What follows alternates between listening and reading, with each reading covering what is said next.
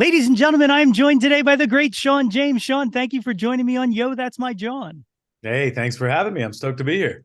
Yeah, man. So I am super excited to talk about just your entire life in music and stuff like that. But I do have to lead things off by saying what a phenomenal voice you have. You just like it just hits the soul, man. Like it just absolutely crushes.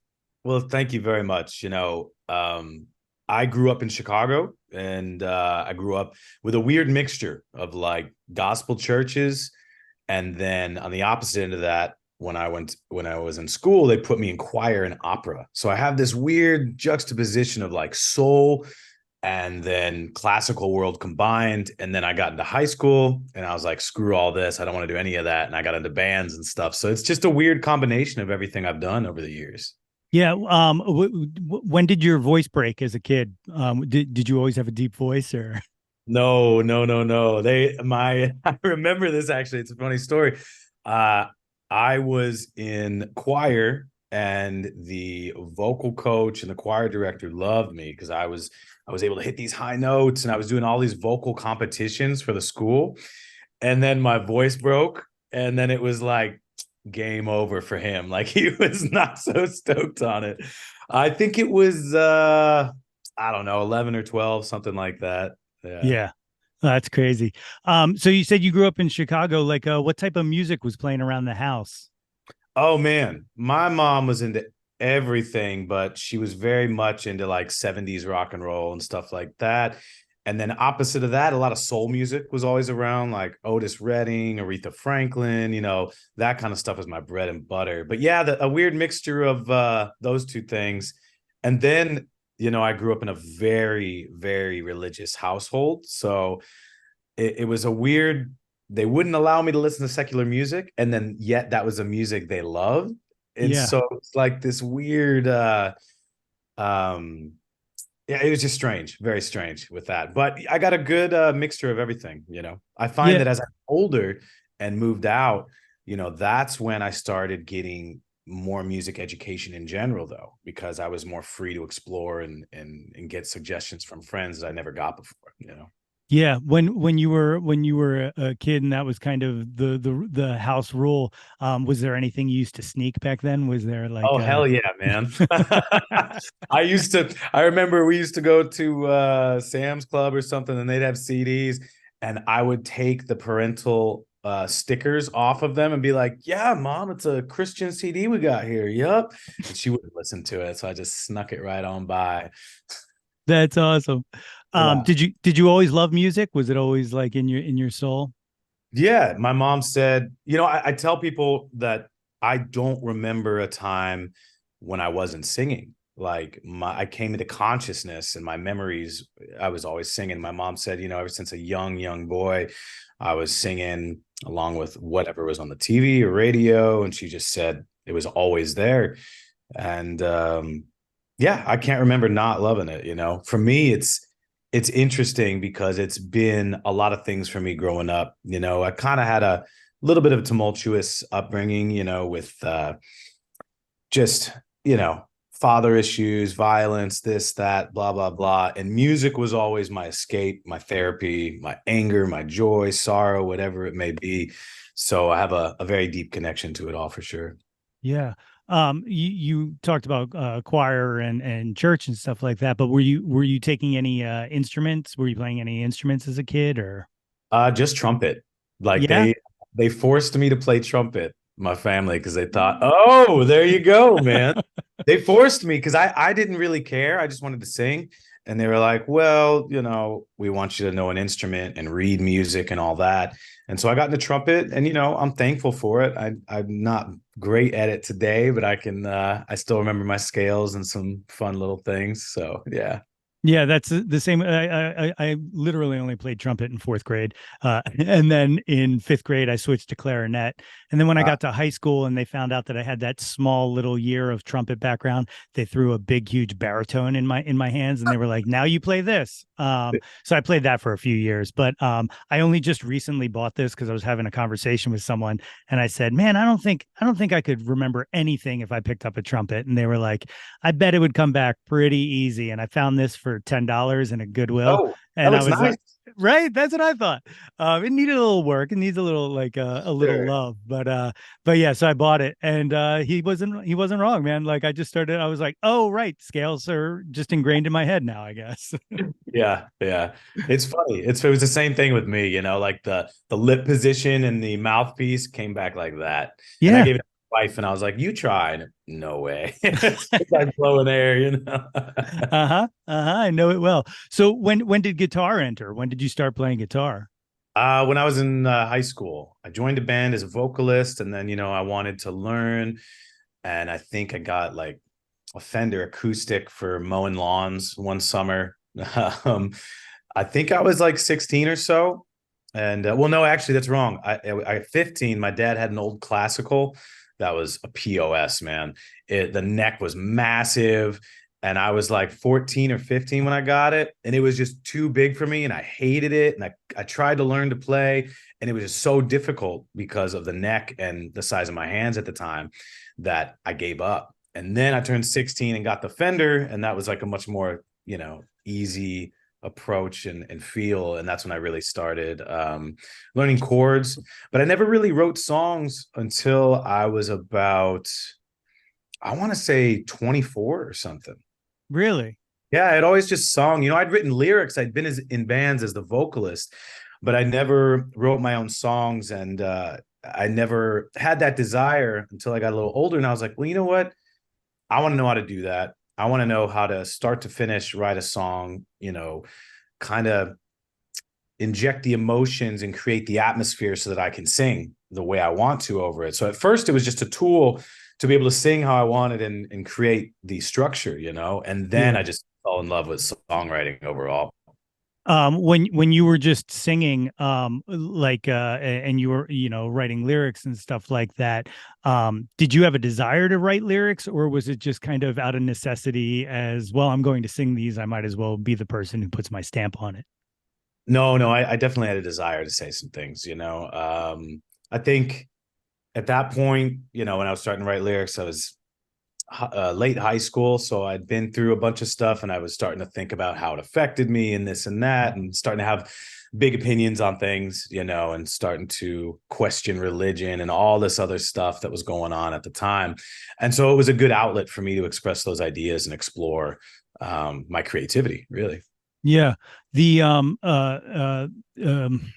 it was the word I'm looking for here. When you were starting to kind of create that voice, like what would you say it was reminiscent of? Like what were kind of your influences?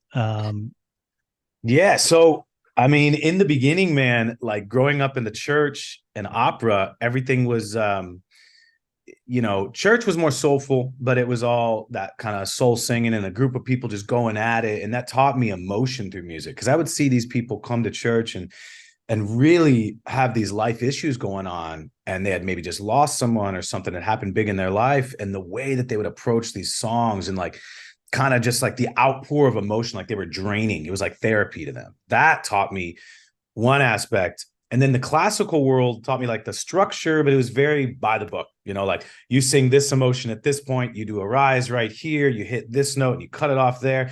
And as I got older, it just kind of infuriated me a little bit, and I was like, I just want to create what I feel. And so I got into, I think in the beginning, it was more like punk, and then I got into metal, and like it was completely opposite vocal style. So I was screaming and doing these like heavy sounds that, were against everything that I had been taught and the structure. And it was kind of like, I guess you could say it was a little bit of a rebellion thing, but it was also new and fun and exciting to explore. And so in the beginning, when I was writing my own stuff, it was all that heavier stuff, and very angsty and very just over the top. And I think after I got a little older, I got out of metal bands, and I decided to get back into music, and I wanted to learn how to, like I said earlier, learn how to make my own songs and create, learn the guitar. And it's then when I reapproached singing clean again that I just fell back in love with that kind of soulful, big bodied voice And the thing that I learned, though, was from doing the years of metal screaming, it taught me how to sing clean and then get this growl in the singing that I didn't know how to do before. So it was like it was a weird, I'm just a weird mixture of everything I've done, and I kind of throw it together now, and it's made me what I am. It's awesome. Yeah, it's almost like you unlocked like it was a attribute unlock like in a video game or something like that, you know. Yeah. You had to level up. You had to kill so many of these creatures, and then you get this skill. Exactly. Yeah, Yeah, totally. you had a side quest in metal, and then you came back to the main campaign. It makes sense to me, and That's it all right. works. It's how my brain works.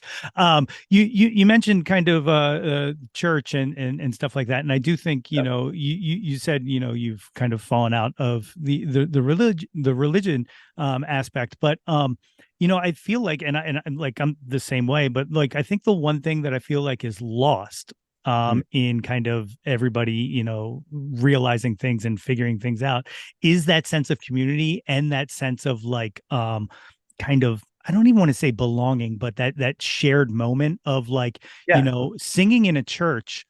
Yeah. There is something powerful to that, whether there's a higher power or anything like that, the Amen. act itself, right? And that is something that I think you've kind of beautifully captured in your work is you kind of have that kind of presence in your songs. Yeah. It's something that I've always locked onto early and craved and needed. It's like that sense of when you get chills from anything. Or I like to, now that I've gotten older and have examined everything and been through therapy and all this other stuff, realistically, to me, it's like spirituality without the religious structures to it and the rules.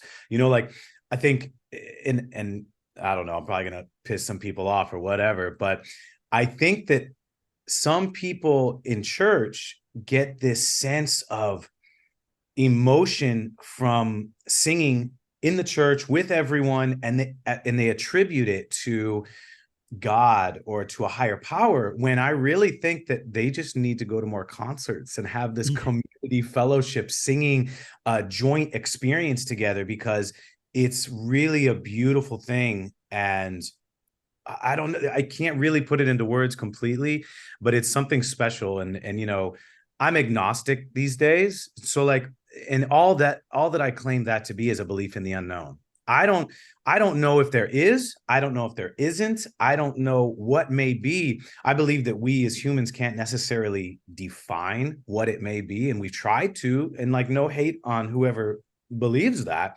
But for me, I just don't believe we can say what it is. So I just believe in the unknown. And yeah, there's something to be said for that. Like you said, that power of having this joint communal experience and fellowship that sometimes gets lost, with a lot of things. Yeah, and I think I'm very very similar. I also consider myself agnostic and stuff like that, but I do like there I feel like at times a lot of people want to throw the baby out with the bathwater, you know what I mean? Like there is positive parts, and I think like on both sides that like what we're talking about in those moments when when you're all kind of sharing joy and kind of singing the same thing and just having that release. I think that sometimes some people downplay the power of that and try to ascribe it to something higher than what it is instead of like appreciating and valuing the thing that we have created ourselves. And then on the other spectrum, like there's people who are completely so driven away by faith and stuff like that that they reject and don't allow themselves to even experience something like that is very real, that doesn't require some sort of leap of faith or to believe in like say a talking snake or something like that, you know what I mean? Like Preach, it's man, preach. I'm 100%. I actually talk about this quite a bit because it means a lot to me, and yeah, I agree with what you're saying 100%. I feel like you were saying, it's the extremism on either side. A balance between it is really, take the good of either aspect and make your own way. Again, it's not that I have any ill will or hate towards people on any extreme end. Like if that works for you, and that's giving you satisfaction and you're happy with it. My biggest thing is, as long as you're not hurting anyone else, Yeah. do what you want, like all good, all good. Yeah, yeah, absolutely. Yeah, community is a good thing. Like, Absolutely. you know what I 100%. mean? Like, um, so you start writing on guitar and stuff like that. Do any of those songs still exist? Do you still dig any of them out, or have you hidden all of those? No, man, they honestly, the first songs that I wrote became the first songs that I released. Oh, awesome. Yeah, like I used to go to open mics. I think I was living in Nashville at the time when I really started getting back into it, which is a perfect place for it. And yeah, I was going to open mics and just kind of seeing how other people were doing stuff. And I always say, like, you know, a good foundation is seeing what other people are doing, finding out how they're doing it, stealing it in a sense, and then making it your own, because Yeah, that's how we learn, is through mimic. That's how I did a lot of stuff. I mimicked the people that I wanted to be like, and then found my own voice by going through there. You don't just mimic and leave it there. You mimic to learn and then take it another step further. But yeah, the first songs that I wrote were the ones that I released. So I had a very, I don't know, I feel like at the time, because I started writing when I was a little older, um, I knew more what I wanted to say and how I wanted it to come across. Now, the stuff that I was singing in other bands, no, I don't revisit that. yeah. I don't even remember half that stuff, man. It's wild. Yeah, I've long since buried a lot of the stuff I originally wrote when I started like when I was like 15 and stuff like that. So Yeah, I like can there's only a lot of imagine. yeah, I mean, there's some stuff that like I probably won't even pretend I ever wrote at this point. But like you know what? I'll share this. Here's one. The second song I ever wrote completely was a song called "Al Sprinkler, My Father's My Uncle," and it was just like a fake country song about finding out that there's inbreeding in your family. But That's hilarious, though. That's yeah, pretty creative, like a spoof song, dude. That's pretty yeah, good. yeah, it's wild. In between, then you did some sound engineering. Is that right? Yeah, so I got the pressure that a lot of people get from their parents. Well, what are you going to do? I know this is a passion of yours, but what are you really going to do with your life? You need to go to school, this and that. And I originally was going to go to school for like computer science or something like that, because I was interested in computers and technology as well. And I remember I sampled a couple classes and I just hated it. I was like, there's no way, I can't. I always had a strong pull. Like when something is wrong, I will not do it, and I felt that. And then I started looking like, what the hell am I going to do then? I've got this pressure that, to have a backup plan or another plan, whatever. And so I found this course in Orlando, Florida through Full Sail that was recording engineering. And I was like, well, you know what? Let's try it. I went down there and did the whole demo or walkthrough, and they sold it really well. It looked cool. It was in studios mixing, and I was like, yeah, I want to do that. And I did. And I went to school for it. I spent way too much money, but I learned a pretty valuable skill set. And although I don't, you know, do the recording engineering thing professionally, I feel like a lot of the skills and knowledge and communication and knowing what those things are um, enabled me to communicate with engineers in the past for albums and get across what I'm trying to say. And now I have a home studio set up and I know how to do it all, through experience. So in the end, it was a very valuable investment, I like to put it. But at the time, it hurt, man. Yeah, sure, sure. It was a another achievement unlock side quest in the Indeed. in the long video game of your life. It, man. It's the RPG of life. That's right. So you start writing and recording, and you've like never stopped. Because I was looking at your discography and just looking. Yeah. One of the things I always like to look at people's discography is years to kind of Yeah. see like what kind of time they take in between stuff. And you seemingly take no time. Like you are just on to the next project. Has that always been kind of your drive, or is it just the way it's worked out? So it's funny, by the time that I write the songs and I have them written, by the time I get in the studio, I'm already almost, this is the wrong way to put it, but over it. Like Yeah. I'm okay, that's done. My mind's already moving on when I'm recording the songs almost. Cause like I've already written them, they're already there. I can have the vision in my mind, and it's just finding the way to put that on paper or put it on digital hard drive or whatever. But the thing that I've always found with myself is because in between or while this is all going on, the releasing and that, I've also been like full-time touring. And I used to do like 250 days a year, ridiculous schedules, right? And I found that in the in between time of tours, so I'd record or write, record the album, go on tour for a while.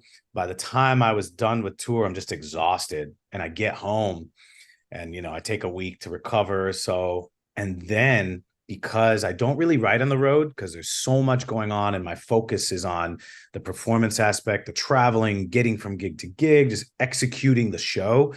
I don't write while I'm on the road. So because I've kind of starved myself of the creative aspect of writing, when I get home and I have this off time, it just like, it just floods naturally. And so that's kind of been the weird roller coaster effect of the schedule and the releasing of albums that I've done. Is it's all been normally in the wintertime because I hate touring in the winter. I've learned, canceled shows, storms, all that fun stuff. And by the time I get home, I just have this itch to create, and whether I've written down an idea of like a concept EP I want to do or a concept album, or whether I'm just playing guitar at home and then, get these song ideas and break out my phone and hit record just to capture the initial idea. That's kind of how it's been for me throughout the last 10 years. It's great. I mean, like it's produced amazing stuff, so it's working. Don't change it. But Yeah. um, so that leads me to the other thing I wanted to ask. The other hand of that is, when do you rest? What does rest look like to you? Yeah. In the beginning, there wasn't much, and I feel like being busy was a way. I guess it goes even further back. I started going to therapy in when COVID hit because I was on the road all the time. I was always busy. And when it got taken away at first, I was like, oh man, this is gonna be like a vacation, I get to, and it was for like a month. And then it got kind of sad and depressing and made me realize that I was kind of keeping myself busy and not dealing with some things that I needed to. And so, after therapy, I think I realized that I was running myself ragged and not dealing with stuff and not giving myself the healthy amount of time to actually live a life, a personal life outside of, there's Shawn James, the musician, and the travel road dog and the recording artist. And then what about, Shawn, just the dude who has a cool life and wants to just be something outside of that entity, Yeah. So it was this weird time, and I sifted through everything, and for the longest time I had no rest, man. And I thought it's what I wanted. I was drinking a lot and doing a bunch of other stuff in between, and it's exhausting. And by the time all that came around, COVID was a big rest for me. It was almost obviously horrible, but in another sense, it was a much needed stoppage, uncontrolled stoppage. Like I didn't have anything to do with it. It forced me to stop and actually take a look and create boundaries for myself in a much more healthy way, to where now I'm trying to find balance for, okay, here's the tour schedule with enough time in between for me and my bandmates to spend time with their families, have other hobbies, do other things in their life and grow. And then here's the recording time. And now I just feel like I'm in a much better place overall. And now I am finding the rest to be healthy, because I also feel like when I first started touring, I was like 25, or no, it was earlier than that. But when I started touring with this, I was 25 and I had all the energy in the world. I could get 3 hours of sleep, next day, wake up, drive 6 hours and give the best show ever. And my voice was recovering well. Nowadays, I have to be a little bit more careful. I'm almost 37 and I can feel certain things starting to be like, oh man, if I do that the next day, this is going to hurt me in this aspect, or my range might not be able to hit the same notes as I could because I didn't get this amount of sleep, or I drank this last night. And that was, so overall, it's a bit of a rant I went on, but I feel like I'm in a much better place, and I'm finally finding the way to balance everything and have a much healthier existence overall. Yeah, very similar. I'm much older than you, but one of the things I've had to learn in the past few years is I never took care of my voice ever, and now that Ditto. I'm getting, you know what I Ditto, mean? man. Never did scales, never did No, warm-ups. I was like, I'm a beast. Like nothing can stop me. yeah, and I remember the first time that like I lost my voice completely, and I was Yeah. like, is it over? Like, are we done? Like, Dude, same here, man. I was thinking like, oh man, I'm never going to be what I was. I guess I'm just different now. And I started freaking out, like I'm known for my voice. What the hell am I going to do? And it was just a matter of taking more care of it and being smarter, yeah, like yeah, and sometimes I won't go for that note. Like I know, you know what I mean? that's another thing, man. I listened to my first record I put out in 2012, Shadows, and that was 11 years ago now. And hearing my voice back then, to me, I sound like a teenager. Like it's so high pitched and nasally and like uncontrolled almost dynamically. Now, my voice is much deeper. I can't even hit some of the notes I used to hit on that record. So I play my standard guitar is now in D standard to make it possible to do everything. And even like you said, some notes, you adjust and you do things differently. And I just had to accept that's natural in life, Right. like that's going to happen as I get older. It brings about new ways to approach songwriting. And now I have a depth to my voice and control in a different way. I feel like I'm better than I was. But every now and then I still get the people that are like, "Oh man, I miss it when you were like that." And I'm like, "Well, get over it, because I'm not going back in time. I can't do that anymore." Oh, I know it well, man. I know it well. But I will say, like, for you, to me, it seems like a feature, not a bug. The kind of growing into your voice, like it just kind of, like I said, allows your stuff to resonate so much more. Yeah, well, I had to get over. A lot of people have the perfectionist bug, right? And I had that like crazy. And I remember just beating myself up constantly on records. I used to think I hated recording songs because I was such a perfectionist. I'm like, do it again, take it again, over and over and over and over till I got that one take that was perfect. And the truth was, over the years, I've learned is that a lot of times the honesty in a really good take, but maybe with a little bit of a break in the voice at this point, actually, you know, gets more emotion in it, shows that you're really striving, and it's honest, it's authentic. Not that it wasn't before, but it's just that perfectionist thing has kind of slowly gone away at that extreme level. And Yeah, I've learned to again just balance as I've gotten older and certainly. whatnot.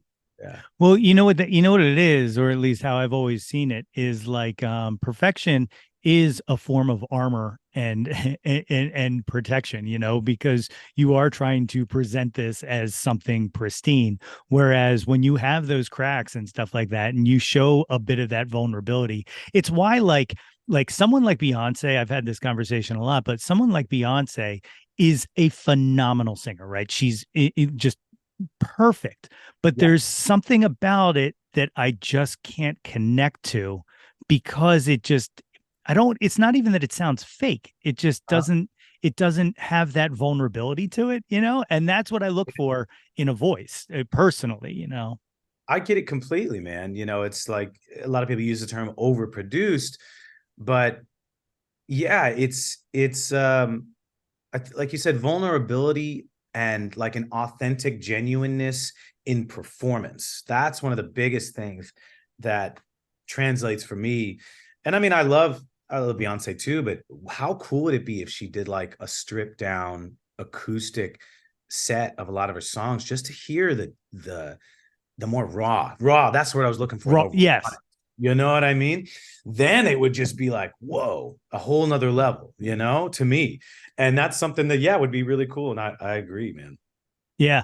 You mentioned doing therapy over the pandemic. I'm a big mental health guy. Like, as one, like, like you said, I understand that the pandemic was a tragedy because it was, but Of there were little things that came out of it. Like, I feel like as a society, we're a touch little better at looking at mental health and kind of respecting it, and stuff like that. Has it affected your songwriting? Like, have you seen noticeable differences in the way that you create now?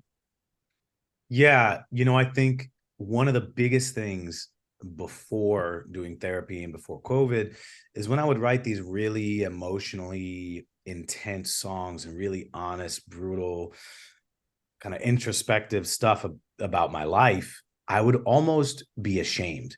I would be like, this is cheesy. This is, I don't know. Am I being too honest? I feel like there was a sense of shame about it, and feeling like people don't want to hear this and blah, blah, blah.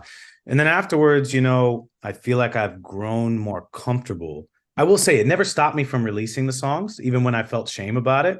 But now I feel more at ease and comfortable actually being in that space, being vulnerable, and letting and showing people how I feel and why I wrote the song and explaining things and allowing people to connect. And I hate being put on a pedestal. I like to.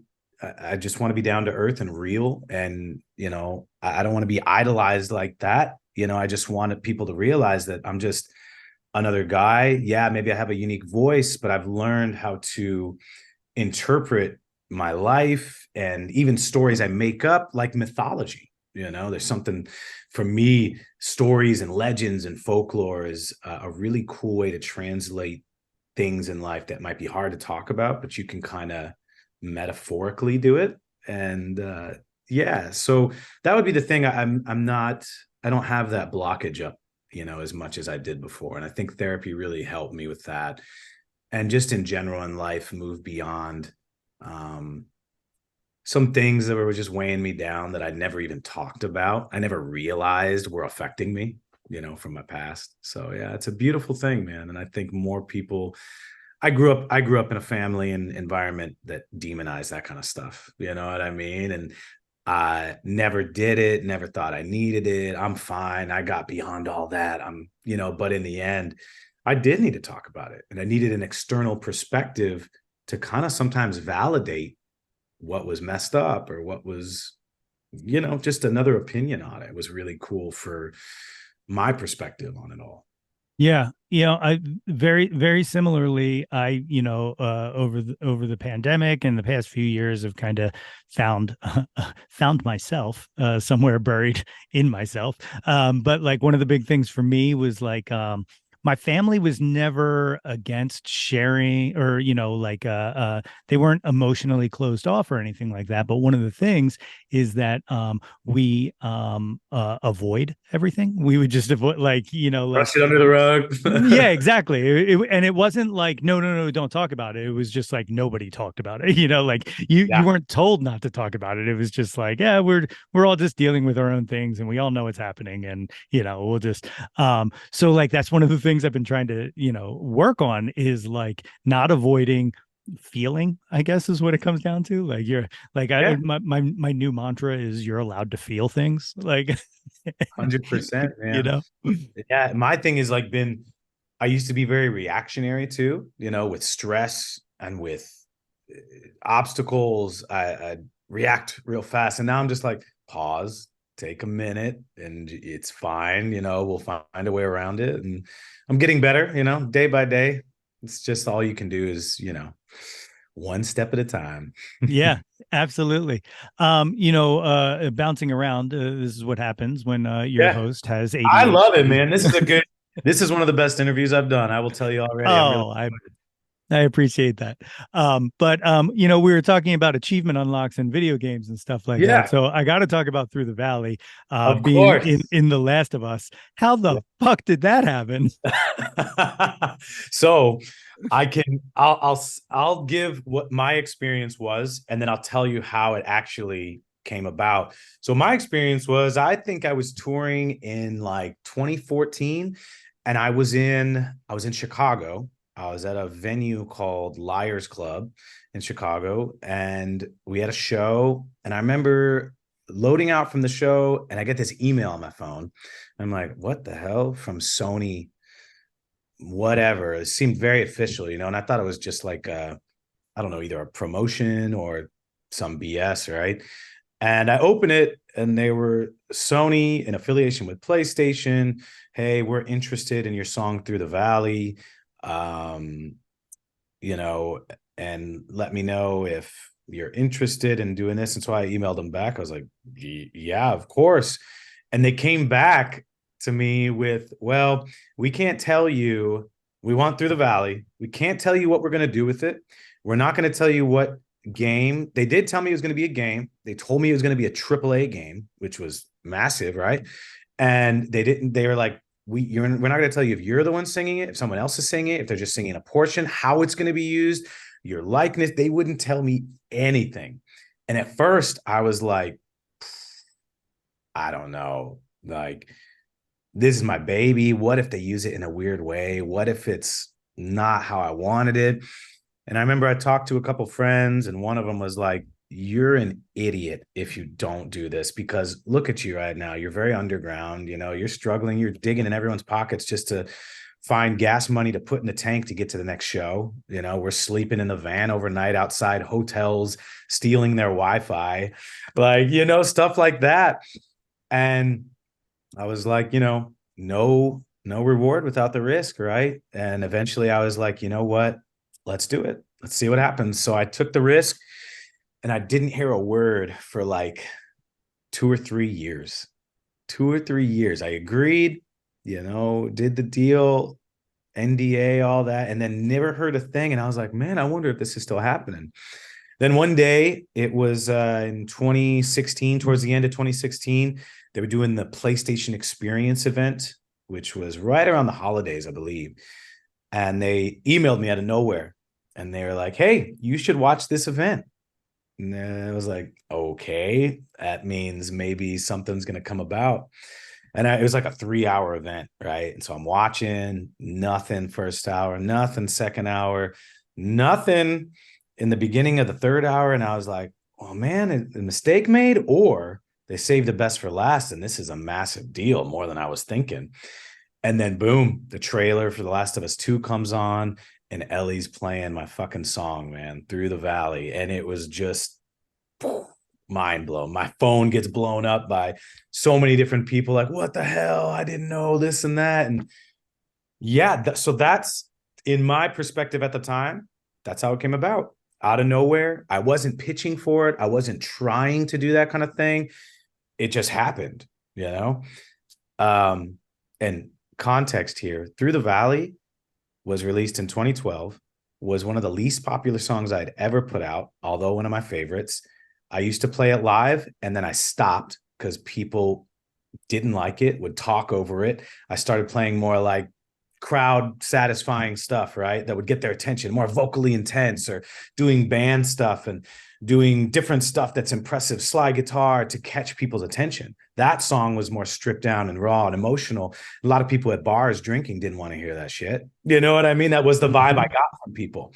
So I stopped playing that song, man. Like, I never in a million years thought Through the Valley would be the one, And then that happened, and it blew my mind. And overnight, the song got 1 million streams, and then it just kept going up from there. All of a sudden, we were playing shows, 50 to 100 people, and then that doubled and tripled. And like, just a beautiful, we had worked for years, Road Dogs for years.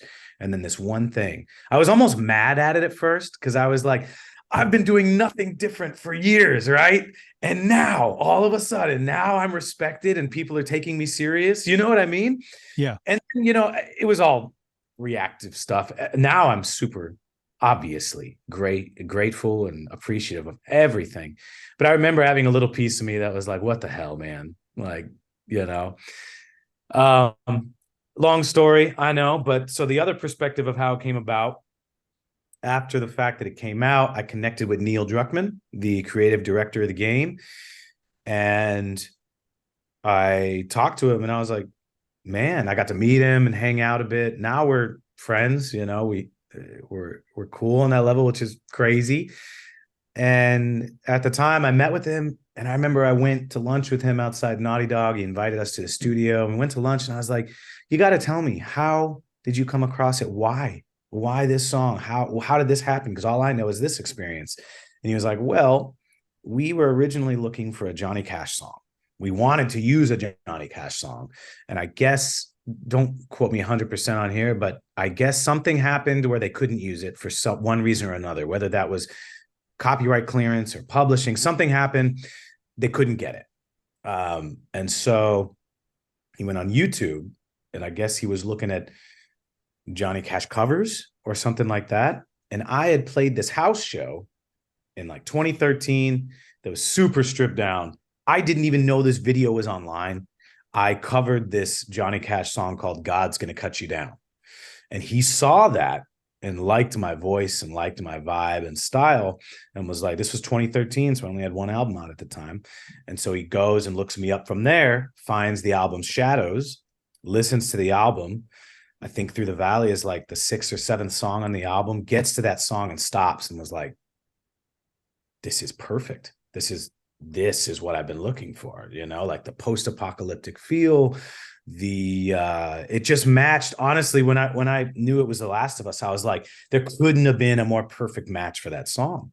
Like the death and vengeance and the heaviness and everything about it kind of matched perfectly with what was going on with Ellie and Joel and the adventure. So that's how it came about. He found it through there, had his team reach out, and that's how I got the email. And I was like, are you kidding me? I was just doing my thing, and out of nowhere, the crazy thing to think about now is like, if I wouldn't have played that house show, if one person there wouldn't have taken that video and put it up online, I might not have ever gotten this opportunity to do this and have this experience in my career. It's a wild, crazy thing, and something I tell artists all the time that are up and coming and looking for advice how to make it. And I'm like, just do the work, enjoy the journey, because half the time it's going to be something from that journey that you least expect, that because you did it, that all of a sudden someone hears or something hits that makes it possible for you to step up to the next level. A lot of times when you're seeking out these opportunities and trying real hard to get them, it feels, I don't know, it's something in life just like says, nah, but it's like when you're just doing the work and being and living that life, I find that more often than not, I find that that's when opportunities come to me. It's beautiful. Like, first of all, both versions of that, your version and then what happened, twice during that did I get like legitimate chills. Like I was just like, this is it. This is the dream, like, Yeah, but but to that point, like, that's why, like, I always try, same thing when I'm talking to people, I'm always like, you gotta present every show as if, like, somebody, it could be the one, every single performance, no matter how big or small, if you put your all into it, if you're true and you're your honest self and you're just giving you're just presenting you, it'll work. You know what I mean? Like, they'll find it. Don't put on a front, or do. I know people that put on a front and have like a whole stage persona that it works for too. But for me, it's really just living that life and being honest and genuine. And that connects with more people than anything, period. So absolutely. Tash Sultana did a version of it. Yeah. Did you guys ever get to do it together? Or did you guys ever get to collab on it? No, it never happened yet. I reached out and we've been like in touch and stuff, but that is something that's still a goal of mine. Maybe someday we can kind of make that happen, because I love Tash Sultana. She's great. I love her style. I love what she did with the song. That's another beautiful thing, is like there have been thousands of covers of people singing Through the Valley, from full band to like Romanian versions by like, it's crazy the stuff that I've heard. Heavy metal, black metal versions, like, but yeah, no, the Tash Sultana thing, that'd be amazing to make happen. Tosh, if you're listening, I still want to do it. That's incredible. Let's put that energy out there. That's right. That's right. Latest thing that she put out, have you heard the song with her and BJ, the Chicago Kid? It's I phenomenal. haven't. I love BJ too, so I haven't heard that. Oh, it's good. Check that out. Check that Oh out. man, I'm gonna right after this. That's awesome. Watch this segue. You just were, we were talking about her covering that. You are also kind of known for some of the covers you do. See how good that Yeah. was? Like, see this is what they pay me So for. smooth, man. You're a pro. But you pick really phenomenal covers. Like, what connects you to a song that makes you not just play it, but like actually want to cut it? Yeah. So I get requests all the time. And, you know, first and foremost, it's a couple things. For me, it's nostalgia. If there's like an old school song I used to love and listen to that I'm nostalgic about, I'm going to connect naturally to it. The other thing is just sometimes I'll be like, nah, I could never cover that. And then I strip down the song and I learn the chords and I just take an hour or two and just mess with it, feel my feelings about it and actually read the lyrics too. That's another thing. One of my favorite things to do is to retranslate a song that was presented in one way and then go a whole nother way with it, and the lyrics fit perfectly in the other way too. So yeah, for me, it's just, does the song make me feel? Do I connect to the words? Is the melody something that really, when I sing it, do I feel it? That's, people want me to cover stuff all the time, and it's not that I couldn't cover it and do a great version, but for me, I have to personally connect and feel something to it. And I know a lot of people are disappointed out there that I don't cover certain things, and it is what it is, man. Like I'm very stubborn about that approach with covers because, another thing is I'm not just a cover artist. 90% of the stuff I put out are originals, and you get into the game of doing too many covers, and then it's like, well, I don't want to be that guy either. Yeah. So that's why I'm very picky and choosy, and I don't do them very often. But when I do, it's got to be one that connects in some way, makes me feel, and that I feel like I can.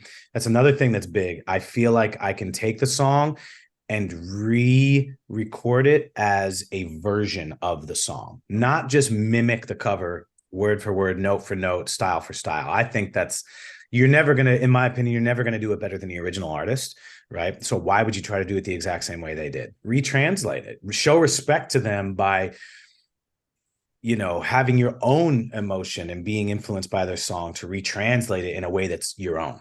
That's Yeah. like for a cover for me. That's awesome. You are talking about people that suggest them. Is there any song that you've gotten 50 million times that people have asked you to do that you're just like, nah, it's not there? There are, but to be honest, sometimes they grow on me. Oh yeah. Like people for the longest time want me to do Simple Man by Leonard Skinner, right? And like at first I was like, I like the song as is, right? But like, I don't know, it just never did. And then one day I was like, you know what? I just never tried to play it. And so one day I was like, you know what? Let me just strip this down myself. So I got the chords, I learned the song, I started playing it, and I got chills. And I was like, fuck. Yeah. They were right. I haven't put that one out yet though. And now I'm sure when people hear this, I'm going to get even more. But yeah, there's stuff like that. Hurt by Johnny Cash was the same thing. Hurt by Johnny Cash. I actually put out a YouTube cover of it, but it wasn't a full like studio production quality. It was just like, I was doing this live stream and I was like, you know what? I'm going to do it for y'all right now. And like the hang up with that song for me is that I don't think I or anybody could touch that song with the way that Johnny did it. Like what he did and what he was going through when he covered that song is just so heavy, man. And the video he put out and everything. And like, that's kind of what made me feel like it just almost is an ickiness about it, like a feeling of wrong. Like, why would you even do that? Like that don't touch that, Yeah. but I, of course, I can put my spin on it and I love what I do with it, but I almost have hangups like that with some songs, like, Yeah, it tracks. and it is what it is, like I might still put it out one day. It's just, sometimes it's the timing, Yeah. and the feeling of that. But yeah, sometimes I'm trying to think of another one that's like a hard no for me. Uh, man. Oh, I know. Anything by a current artist that's like Hosier or Kaleo that people like to compare me to, or like Rag and Bone Man. I get it. I get it. These are all peers and people that I respect and love their music, right? But like asking me to cover one of these people's songs is just like it's kind of ridiculous to me. And like that's a hard no for me. Just because like, dude, that dude's doing his thing and he's a modern guy right now. Like, I don't want to compare and all this other stuff. It's just it's a hang up in my head that I'm just like, hard no, won't do that. Yeah, no, that totally makes sense to me. Like, I wouldn't have gone there, but once you said Hosier, like, I was like, oh, I can see why One of the some. most common comparisons I get. And honestly, when I was younger, it used to piss me off because I was like, no, I'm different, blah, blah, blah. But the truth is, we are similar in a lot of ways. Homie has a really soulful, intimate voice, and he injects a lot of passion and emotion in his songs. Like, that's huge, man. I do the same thing. Now, I think we're very different as well, right? But like, I get the comparison, and I Yeah, love Homie too, man. He's a fucking amazing artist for sure. absolutely. Oh, one of the other ones that I wanted to mention is the Macy Gray cover that you did for the Grammys Reimagined is That was awesome. one, dude. That was one I never thought I would do. I even, I remember I was recording my album, The Dark and the Light, at the time, and I was living in LA, and the Grammys hit me up. Another one of those, like, what the hell email is this? I thought it was another, you know, fake email or some sort of scam, right? And then it wasn't. It was like Grammys Reimagined is like this program for new artists to take a classic song that's either been nominated or won and retranslate it into your version. And I was like, hell yeah, I want to do this. So originally I was going to do Percy Sledge, When a Man Loves a Woman. Ooh, Oh, and dude, oh, I fucking crushed that one. I still haven't put it out. I still haven't put it out. I need to. But I felt all sorts of ways about that song. It was on the list. I was like, I'm doing that one. And I sent it to him. I was like, I'm gonna do this one. They're like, actually, no. And I was like, no. I had gotten my hopes up. I had rehearsed it. I felt like I could like get into that performance where I give myself chills. If that's another big thing, if I can give myself chills and really get into the performance every time, then that song's right for me. That's like, I got to feel something to make you feel something. That's number one. So I was like kind of sad about it, man. I was bummed. And then we were looking through the list, and I remember I was with my producer, recording engineer, Jimmy Messer, and we were in the studio recording the album. And I was like, man, they said I couldn't do this one. And he was like, well, how about we take a look at the list together? And maybe I have like a perspective or insight that you wouldn't think of. And we're looking through, and he calls out, I Try. And I was like, I don't know, man. It's like a pop song, like, and he was like, yeah, but look at the lyrics. And, I think that if you put your thing, I think you could really, he's like, I think this is the one. And I was like, I don't know. So I remember I went home and he was like, just do your thing, go learn the chords, spend an hour or two with it. So I remember I was at this place I was renting, and I remember I smoked a little bit. I got a little stoned because that sometimes puts you in the state, And I started playing it, and then it was like boom, immediately. I was like, oh yeah, dude. I actually read the lyrics, and I was like, dude, this is a fucking sad, depressing song about dealing with either addiction or a relationship issue and wanting to come back to it, but knowing it's not good for you. And like, there's a lot you could translate it a bunch of different ways, but I kind of translated it that way, and I connected to it so hard, so quickly. And I was like, yeah, all right, let's do it. And then, yeah, that was it, man. And then, it was okay. It was all right with me. A lot of times, sometimes that initial gut feeling of like, I don't like it. Nope, not doing it. And then you just got to take some time and feel it out. yeah. It's another email story. I want to know how many emails that you thought were spam that you deleted that were actually some other big giant. I'll never know, man. I guess I deleted them, unknowingly. But half the time I was always under this mindset of like too good to be true. You know what I Yeah. mean? And some of the biggest opportunities have just come like that randomly. There's also been a lot though that were too good to be true. And so, Yeah, the Nigerian prince, not really Oh yeah. Oh yeah. Yeah. I love it. So you're playing the World Cafe on October 6th. How long when's the you said the tour starts very shortly, right? Like Yeah, so the band comes in, and we start rehearsals on September 12th. I normally like a week of rehearsals. I don't like to do too much, but not too little, a good balance. And then tour starts.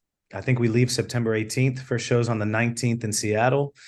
And then it's full US and major city Canadian. We're doing, Toronto, Montreal, Vancouver.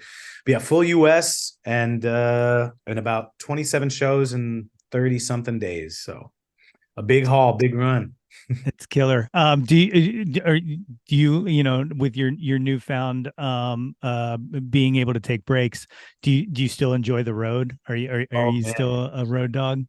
Yeah, dude. I feel like it only makes me appreciate it more now that I Yeah. take more, like I don't take it for granted. Not that I ever did, but there's a sense of freedom of leaving everything behind and going on this mission with your friends and just having this unique fellowship and community, and then also connecting with people all around the world. It's I never thought I'd ever be able to do it, and it's a beautiful existence that I will always appreciate and do it for as long as I can. It's yeah, no, I love it. I truly love it. There's ups and downs to everything, like there's stressful times. Like we're in the state of the tour right now because we run everything DIY.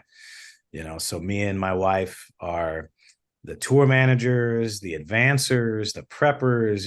We're doing a tour bus for the first time ever because for 10 years we did, vans, trailers, sprinters, RVs, this and that, and doing all the driving ourselves. And last year really weighed on us. We came back out of COVID with a full schedule. And we're like, we're going to do it the way we've always done it. And man, it weighed on us. It was exhausting going from place to place, not only getting a few hours of sleep a night. So what I did was I avoided it for many, many years because I thought it was a bad thing the way other bands have done it. But I implemented a VIP program that I felt like I could taper an experience and an authentic, make it worth the money that we're charging for it, capping it at 25 people a night. They're getting merch items, unplugged acoustic show before the actual show, like a bunch of really cool things that I would, if I loved an artist, I would immediately do that. You know what I mean? So I feel like I made it right. And what it's doing is it's literally paying for the amenity of a bus and a driver so we can have a little bit of an easier existence and give a better performance night to night and be able to do this in a healthier way. So yeah, it's the first time, and I feel very fortunate to be able to do it. They're almost all sold out, which is another thing. Our fans have really supported us and have really made it possible for us to grow and not have all this weight on our backs and stress, not only of living that life, but taking away the travel stress, which is a huge portion of it. Dude, that's killer. Like, it's one of the things like that I really think another one of those benefits that came out of COVID is I feel like the relationship between musician and listener has gotten so much better. That when you present something like that VIP program, like there are people who absolutely, like absolutely would help Yeah. support that, especially like you said, you're capping it. It's not some kind of gross cash grab or anything like No, that. it's not for profit. It's Yeah. literally to pay for something that'll make our lives easier on the road and give better shows. And I got a little in the beginning when I announced it, man, I got a few comments that were like, I never thought he would do something like this. And I was like, oh hell no, type. I just went off. And like I backed up. First I was angry, but then I was like, you know what? I get what you're saying. It's why I have avoided doing something like that for 10 years, because I feel like with a lot of artists, it's a cash grab. They just want more money. They want to get more things. But the way that I found to be okay with it was to actually present something that I felt was worth the money that I would pay for one of my favorite bands that I was going to see. So, and once I did explain myself, I didn't have to explain myself, but I did, because I wanted people to understand where I was coming from. And it was accepted so warmly. And even the people that were talking shit turned around and were like, whoa, actually, I get it now that you kind of laid out why it is you're doing this. And it turned out to be a beautiful thing. That's another thing, like being honest with your fans and kind of removing this veil that a lot of artists have. Like, oh, I'm on a stage, I'm on a pedestal, I'm a rock star or whatever. Like, cut the shit, man. Like just be authentic and connect, and it's gonna make everything so much better. So yeah, I feel lucky, very lucky. Awesome. I love it. Well, at this time, you want to go through my Jauntlet questionnaire. These are the questions I ask every guest that comes through this work. It starts with the one hit wonders. You're just picking a favorite. First one, Billy Joel or Elton John? I'm gonna go with Billy Joel. I Yeah. think that do I have to explain If why? you'd like. Yeah, absolutely. I would say, just personally, I feel as though some of the songs from Billy Joel I've connected to a bit more. So not knocking Elton John. He's a hell of a writer and performer as well. Love him as well. But I think I just connected a little bit more to Billy Joel. That's it. I dig it. You have any Billy Joel in your repertoire? Is there any that you I never have, but now you're gonna make me think Mhm. more, man. I'll submit my suggestions. I love covering the classics. It's awesome. Next one, Debbie Harry or Joan Jett? Joan Jett. I Yeah. think Joan was just much more raw, and more of that rock and roll kind of straightforward attitude, like all about it. Yeah. I dig it. Aretha Franklin or Tina Turner? This was a tough one for me, man, because I'm big on my soul singers, but in the end, I have to go with Aretha, because I feel like the gospel and soul element in her stuff. Oh, I'm gonna be careful how I say this. Tina felt like she was a powerhouse too, man. Don't get me wrong, but there was a more pop element to her, in my opinion. Whereas Aretha had this like church girl. Oh man, I remember there was this documentary they put out, and when I watched that, it just backed it up even more. It was like her performing at some church, and my God, it was one of the best vocal performances I've ever heard. So Aretha. I love Tina too. Don't hate me. That's killer. Nirvana or Pearl Jam? Nirvana. Yeah. Nirvana. For me, I don't know. Uh, I dig some of Pearl Jam stuff, but for me, it was an immediate with Nirvana. I connected to them a bit better. More, they're both awesome, but again, no reason why. Maybe it was just the timing of how I grew up and what I was exposed to. So for me, it's Nirvana. All right, right on. Janis Joplin or Stevie Nicks? Janice, for sure. I saw it. I saw that one coming. Yeah, just the rawness and the soulfulness and the attitude, and like the when Joplin would unleash and hit it. Stevie's great, but I don't think she's ever done that kind of stuff. I love it. The big cliche one, Beatles or the Stones? I don't even know if I can pick, man. In terms of performance, I probably would go with Stones, but in terms of songwriting and sheer uh catalog and diversity, Beatles for sure. But Stones, I don't know, man. I don't know. I don't know if I could choose. It's like I said, there's like a weird, I like some things. If it was like, oh, creativity, Beatles. If it's, vibe and overall atmosphere, probably the Stones. I don't know. Yeah. I don't know if I could get a definite on that. The listeners of this are about to roll their eyes because they know it's coming. I say it all the time, but to me, the Beatles were like four geniuses, whereas the Stones are like a band. All right, and like that, so like that's why I always give the Stones just a slight edge, is Yeah, because like, and that's not to discredit anything the Beatles were as a band because totally, they were man. tight as hell too. But I feel like I would honestly say the Beatles have more songs, more classic songs that I actually probably know, and a wider, much bigger repertoire. But something about the Stones just makes me feel a certain way. I don't know. hell yeah, hell yeah. The last one of the one hit wonders, Bohemian Rhapsody or Stairway to Heaven? Bohemian Rhapsody. Yeah.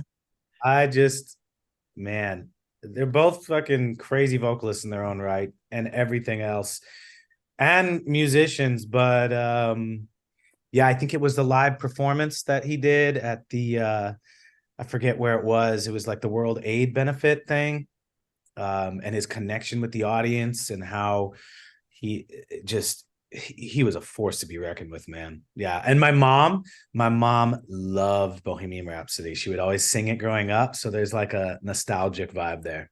That is beautiful. I love that. I love that That's really what completely. puts it over for me, that nostalgia. Yeah. That's awesome. The next section is the top 10 countdown. We kind of talked briefly about it before we started, but Jawn can be whatever you want it to be. It doesn't have to be music, it can be anything in the world. Number one, what was your first Jawn? What was the first thing you were obsessed with as a kid? Okay, two answers. Singing, obviously, because I said like I did, but then Teenage Mutant Ninja Turtles. Yeah. Did you see the new movie yet? No, man, I haven't seen it yet. Is it good? Have you seen it? It's really good. It is Yeah, really good. good. Yeah. It There's part of me that misses the dudes in the outfits, like the old school movies. But I need to just bite the bullet and go because I'm sure yeah, it's fun stuff. it made me feel like a kid again. Like That's it brought a lot back, man. It was awesome. Number two, what's your current Jawn? What are you into right now? so recently I've started jujitsu, and that is something I've always wanted to learn, a martial art in life, but I just never had the time. I never devoted to it. Um, and it's the hardest physical thing I've ever done in my life. I come back with new injuries almost every time, but there's something about it that is, I don't know. I feel like I need to get out a lot of physical exertion and energy. And for the first time, I feel more balanced, not just with songs creating that or music performance creating that, but physicality. There's something about it that's really given me a really cool um, understanding. And there's like a therapeutic element to it. And it's like a mind puzzle. But to be honest, like I started last October, and I had to push pause last week on it because I was like, I can't get injured before rehearsals and tour. So I want to do it. I'm like aching for it, but at the same time, it's not worth compromising a tour coming up. So I had to push pause. So I guess I'll be back at it this fall.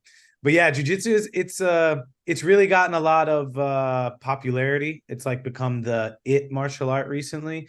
And I kind of get why, man. It's fun. It's hard as hell, hardest physical thing I've ever done. Like I come back and I feel like I need a nap, man. It's wild. The most I've ever sweat in my life. It's ridiculous. That's awesome. Yeah, I was you pointed out my only concern, which was I was going to say, but what happens if you get your arm stretched and then you can't play? Like, Yeah, yeah. So I mean, honestly, I've talked to a lot of people about this, and the worst time, supposedly, from I hear from everybody, is in the very beginning when you're a white belt because you're fighting against other white belts. So, if anyone ever, there was a dude that was like doing a wrist lock on me, and I was like, stop, tap, stop. And I just stopped him, and I was like, look, this is what I do for a living. I understand you won. Good job, whatever. But like, don't do that shit to me again. yeah, Like, this is what I do. Please have respect or I won't roll with you. That was it. And I've been headbutted. I almost broke my nose one day. There's been a lot of things, but I find the more that I do it and the better I get at avoiding injuries as well. So in the beginning, it was way worse, and it's starting to get a little better. So I'm not doing it to compete. That's another thing. People that are doing competitions are getting way hurt quicker. I'm not going to do that. I just want the life's lessons and skills. that's awesome. I love it. Number three, what was your first concert? What was the first live show you saw? This is a funny one, man. Jars of Clay, the old Christian rock band. Because again, I grew up in a very strict, it's weird. I grew up in the South Side of Chicago, and then also in a very strict upbringing because of that, almost like that. My parents were scared of that, and they had come from that world. And one element, I was around gangs and gangland stuff and violence and prostitution and all this stuff. And then the other hand, they were so tight grip because they were scared and they ran from it. But Jars of Clay, because it was the first one I could convince them to take me to, and because it was Christian, it was okay. That's wild. I just had a conversation with someone. There was like this weird period in like the late 90s, early 2000s where there was a lot of crossover bands that like you wouldn't, like it can, Yeah. mainstream people wouldn't find out until like halfway through, like, oh, wait, they have 5 Christian rock albums now. Like, like Or they they didn't, never knew that or something. It's yeah. because they got smart and they weren't like shout to the Lord. It wasn't like praise music. They would like instead of saying Jesus, they would say maybe something a little different that could be translated as like a girlfriend or love or yeah. I think they just got smart. Exactly. I forget. Oh, I think it was like I think it's Switchfoot. There's a tribute Oh, album dude. coming out too. Yeah, I love them. I love And, them. and I was confused because I was like, look, Switchfoot's fine and all. I have nothing against them, but like I was like, who's doing a tribute to Switchfoot? And then I found out, and then I started like looking a little, and I was like, oh, right, the Christian rock background because like like I don't know if you've heard about it, but it's got like the Jonas Brothers are on it, and No. one of the guys from 21 Pilots. Like it's like this weird collection of people, and I was like, who put this together? And then once I found that, like started like doing the research, I was like, oh, okay, it all makes sense. Like, yeah, Yeah, I'll no, check it out. I ain't heard of that. That's crazy. Yeah. Number four, what was your last concert? What was the last live show you saw? The last live show I went to saw, I live in Portland, Oregon now, and like a few blocks down the road is like the oldest dive bar in one of the oldest dive bars in the US. It's called the Sandy Hut, and they were doing 100-year celebration of being the Sandy Hut, and they had the metal band High on Fire playing, and I was like, hell yeah, man! I haven't seen a Matt Pike, so I walked over, had a few drinks, and just enjoyed the show. This is like a couple weeks ago. That's beautiful. I love that. It worked out. Number five, what was your favorite concert? What was the best live show you ever saw? I would say it's split. These two shows would be the shows that have given me the most chills ever. One of them is a Norwegian band. We saw them. I was on an acoustic tour in Europe, right? And this band's called Wardruna. They did the soundtrack. A lot of people know them from the soundtrack to the original Vikings season and maybe a couple of the following ones, but they do this authentic Viking using traditional instruments that they used thousands of years ago or whatever. And it's instrumental and just like this ritualistic, almost spiritual thing. And we saw them, we got to see them live in Oslo, and they had a children's choir and an adult choir with them as they're doing their thing. And it was one of the most chill inducing shows I've ever seen. The main guys, two children were in the children choir. It was just crazy. Man, I can't even put it into words. It was ridiculous. So that was one of my favorites ever. I don't know if another show, I didn't think any show could compare. And then I recently saw the Mars Volta in Seattle.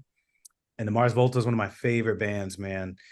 And they blew the roof off the place. You know, they have that element of intensity of skill and rock and heaviness, but then they stripped it back and it was just so emotional and psychedelic, and just the way they weave from song to song. It was like the transitions were gorgeous. The anthemic, his anthemic vocals and melodies and the way they do stuff, it inspired the hell out of me, man. And I took a bunch of notes that I'm implementing in for this next tour as well. So like, I love doing that, man. I love seeing things and being like, ooh, I feel what you did there. I want to do that. I'm going to take that and tweak it and do it in my own way and add it to my show, you know? So yeah, Mars Volta was another one that in a completely different experience than Mordruna. Absolutely night and day, but still similar with the feeling and the chills I got. Oh, it's awesome. That is Yeah. so cool. Yeah, What about you? for me, I have a very weird emotion. It's an emotional thing, but it was I saw Beck back in 2014, and Yeah. it was essentially the weekend that we call the first date between my wife and I, and And so Beck comes on and it starts raining and we had lawn seats and we were like just dancing in the rain and stuff like that. And it was just like like it was a little bit less what was going on stage and a lot more what was going on. But that's definitely by far. That's Um, beautiful, man. Were you gonna say something about the Mars Volta? I think I cut you off there for a no, but what I was going to say was the choir, the adult and children's choir, it all comes back to the gospel community again. Like yeah, it's man.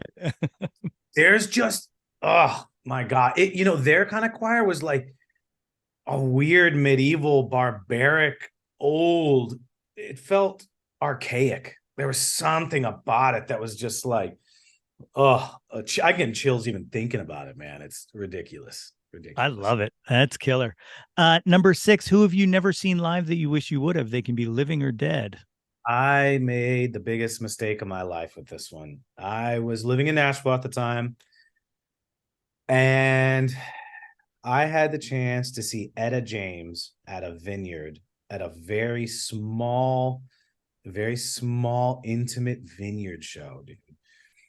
Instead, I decided I needed to make money that day. I got offered a shift and I didn't buy the tickets.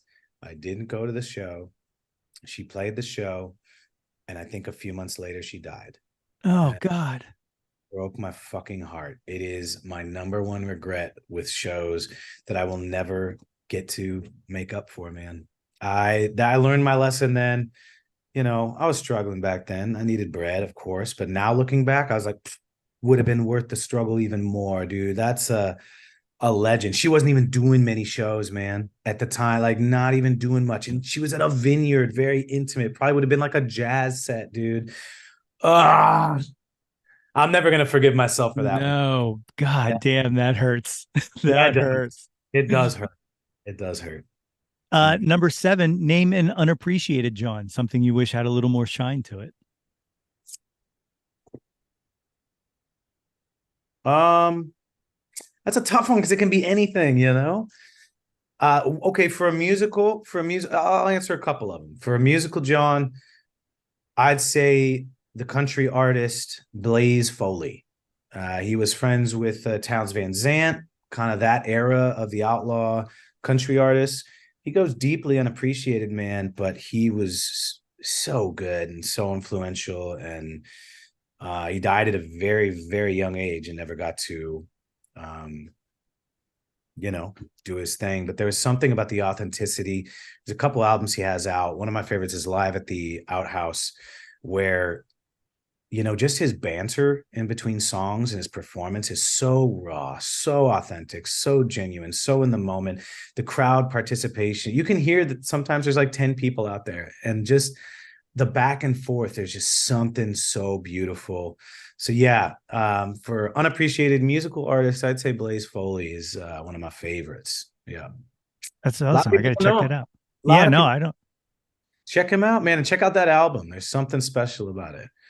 And then that's a tough one, dude. Unappreciated anything else.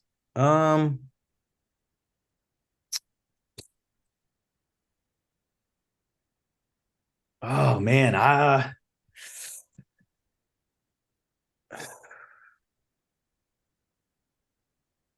guess if I'm getting all introspective, just appreciating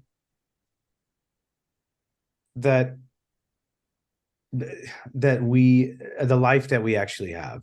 A lot of times it's easy to complain and look how things are bad and this and that. And back in the day, I was that way. And even now, even though sometimes I'll find myself like comparing to others or this and that, and just backing up and appreciating what you do have, and being okay with it. And not that it's not going to get better and grow, but just um I guess it's hard to put into words, but that feeling, that's been a big one for me, man. And not always feeling like more, and trying to constantly push, enjoying the moment, being present in the here and now, whether it's whatever it is, because I've had hard times in the past that I look back on now and almost appreciate, and kind of made me who I am.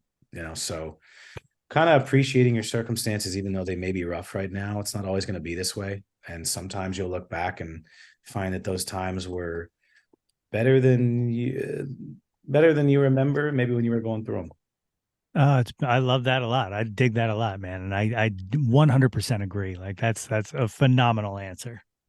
Thank you.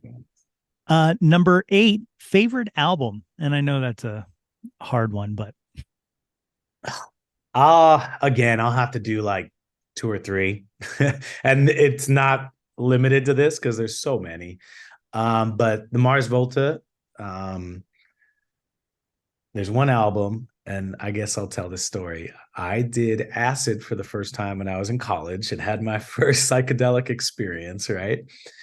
And I had loved this album already. This album's called Amputexture, and it's one of their wildest with like the experimenting of sounds. And man, I remember listening to this album and just weeping, and just having a spiritual experience while on a psychedelic, of course, to this album. And to this day, man, it's just that album had a big impact on me. And just the way that Cedric performs his vocals, like you can tell he's bleeding and just really letting go of stuff in his performance. And that's just one of my favorite things. And it really made me feel things. And yeah, that experience was wild.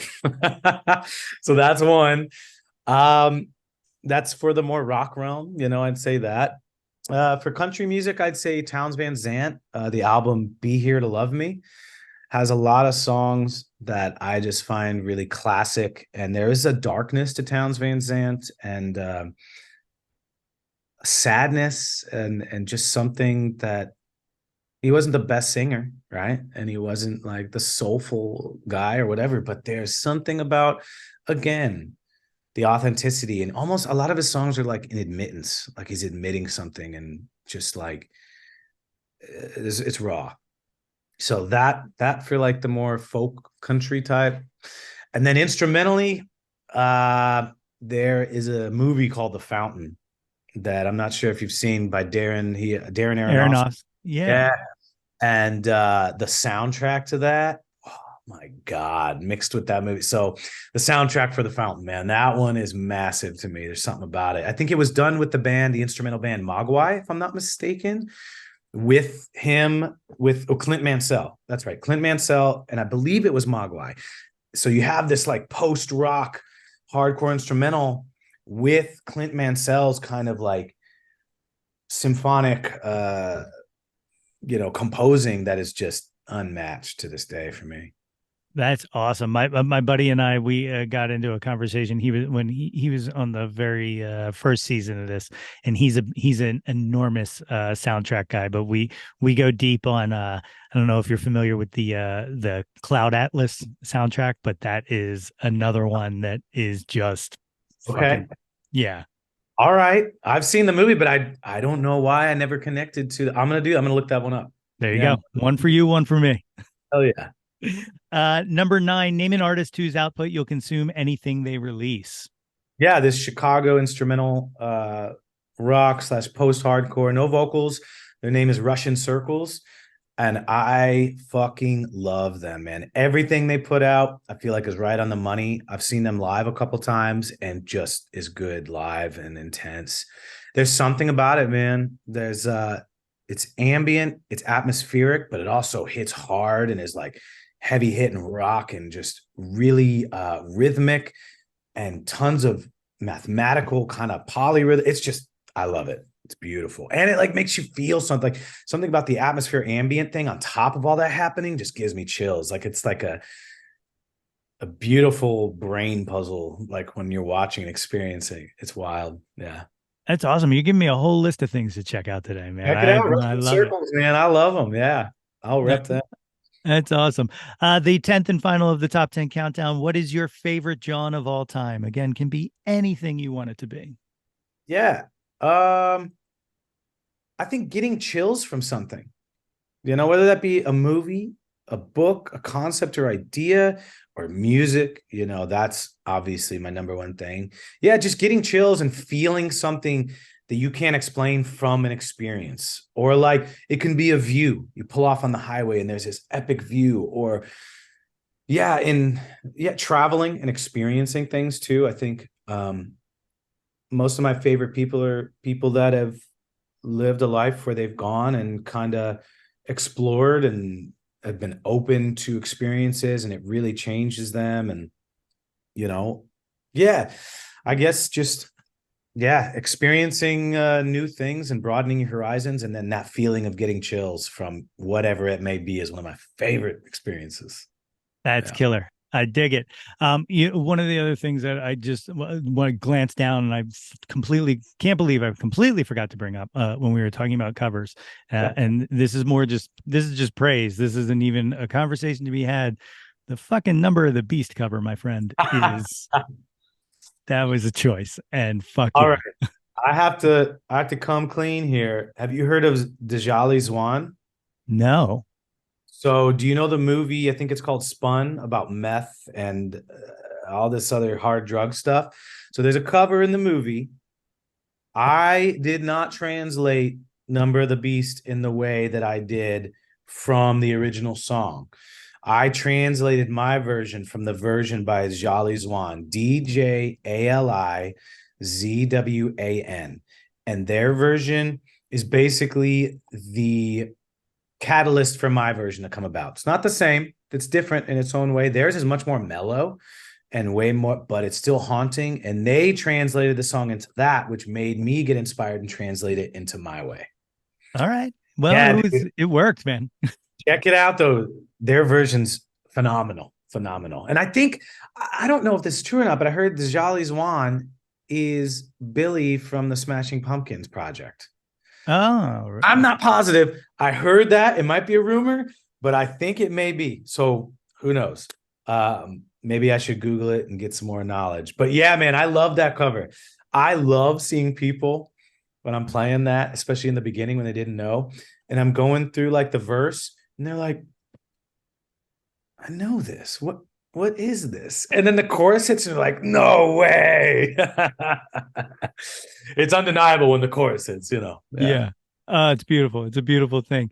Other than the tour, you got any you recording going on? Yeah, man. I just got done tracking a full length album. It's supposed to be an EP. It's a concept EP. Um, I've always wanted to do it. I've always wanted to do a Western gunslinger, Ennio Morricone style, old school Wild West musical kind of EP concept. And so I did. I wrote it this beginning of this year, pretty much, and fleshed it out, got ideas, got my band to play on it, track the whole thing. It's being mixed and mastered right now. And we put out two songs from it. One's called I Want More, which is basically in the concept line is when the outlaw is running from the law. He crosses over the border into Mexico, and it's his experience kind of going into that realm and that world. And then Six Shells is the other song we just put out from it, which is the beginning, the first lyrical content line and story. It kind of tells the story of how he became an outlaw and what happened to him and what made this story come about, and starts off the tale. So yeah, it's probably one of my favorite things I've done, man. The longer I record and write, the better I feel it. I know how to get across what I'm trying to do. And I'm really excited for this one. So this one's going to come out, I believe, November 3rd is the goal. So we tour. We're going to play a few of the songs.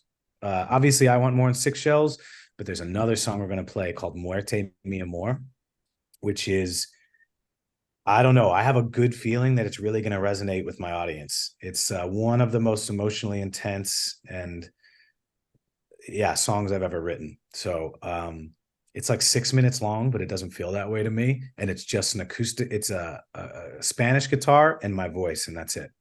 And there's something about it, man, that just I can't put my finger on it. When I first was writing it, I got emotional. I like teared up. And when I was recording it, it happened the same way. And sometimes when I listen to it, it gets me again. And I'm like, that's everything I need to know. So we're going to be performing that live. It will not be released before the tour, but then after the tour is over, about a week or two after, the album drops. So we're really excited for it. And the album announced first here, I haven't even announced this, but the name of the album is going to be called Honor and Vengeance. God damn, that's killer. I love it, man. I can't wait to hear that. That just sounds so fucking powerful. Like Good stuff.